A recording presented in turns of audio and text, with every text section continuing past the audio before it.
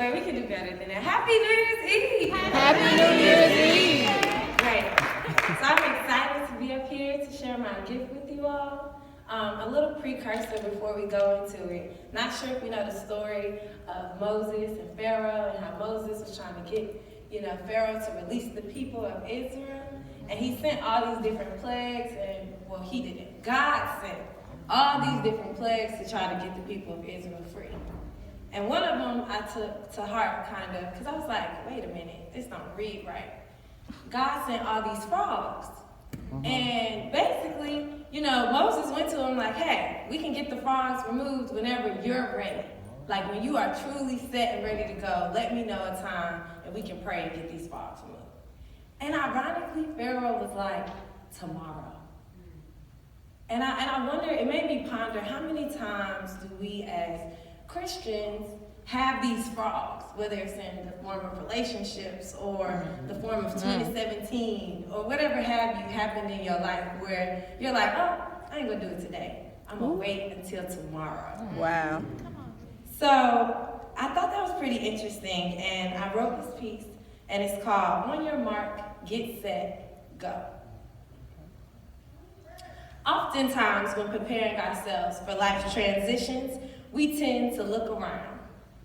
We use other people's progress to measure our progress versus planting our knees on solid ground. And when doing so, we often see them sweating and feel like we're moving way too slow.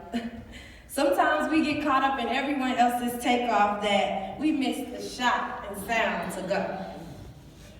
Sometimes we get so caught up in everyone else's takeoff that we miss the shot and sound to go. But it's on your mark that you should start to prepare for what is next to come. So don't go before it's your time. Don't just be out here running just to run. Then again, don't become a treadmill runner, running in the same old place. With no sense of direction, but feeling like you have to run because it's a race. Because when you run that fast, you tend to zone out everything else. Your heart may be pumping, but guess what? The fruit ain't going in, and so is nothing else. Your heart is pumping that fast that the fruit can't even come inside, but it's rather getting knocked out. And then you miss the mark because you didn't hear the Spirit tell you to pivot. You make decisions in minutes, and then you forgot what? To listen. And the crazy thing is, you make decisions in minutes, and the Spirit, you give them a one day of the week type of visit. See, when you have no fruit in your stomach, you tend to grow weary. Try working out on an empty stomach. If you don't believe me, you can test out that theory. So the next time you see the Spirit, understand He came for the long run. He came to stay so long that He even brought His only begotten Son. All right. See, He's placed the bet on you because He already knows the results. See, it is on your mark. You must pay attention and don't get blinded by your faults. Don't get caught up looking at the treadmill runner. Don't get caught up offset for the young people. That was for y'all. Because you should know by now that life's a marathon, and at some points the odds won't always be in your best. You don't sit on the couch and just decide one day to run this type of race. This race requires discipline. This race requires the spirit of a reserved space. See, you have to run with the word.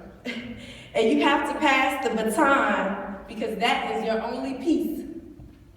You can't get caught up in yourself so much that you think the race is about me. Don't get distracted on the track. You have to keep your tunnel vision. Don't let the millions or the facts discourage you because it ain't like none of them can go up there with you.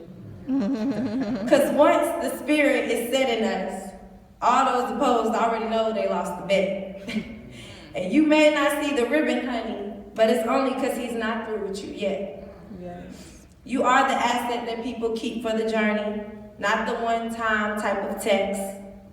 Because in your return is His glory. Once you're finished, you have to cheer for the next. So at this moment, Are you on your mark? Are you in the moment? And did you get set? Because life is a journey that starts the minute you tell the Spirit yes. So on your mark, get set, go. Thank you.